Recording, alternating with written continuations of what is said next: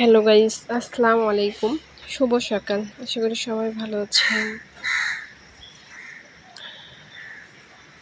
আজকের সকালটা অনেক সুন্দর।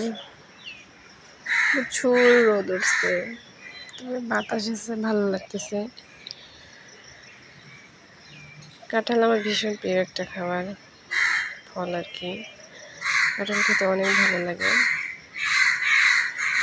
আর এই কাঁঠালটা অনেক টেস্টিকর ছিল, অনেক মজা। ছোট ছোট পোয়াগুলো, তবে খেতে অনেক মজা। আমগুলো তেমন একটা দেখতে সুন্দর ছিল, বাট তেমন মিষ্টি কেন জানি ছিল না, মানে কেমন যেন একটা খেতে লাগছিল। যাই হোক, মাশাল্লাহ, আজ থেকে আম শেষ। কাঁঠালগুলো আমার সবচেয়ে বেশি ভালো লেগেছে। আর কাঁঠাল আমি বরাবর অনেক পছন্দ করি, মাঝে মাঝে কাঁঠাল কিনে খাই। সবাইকে ধন্যবাদ, সবাই ভালো থাকবেন। আল্লাহ হাফিজ।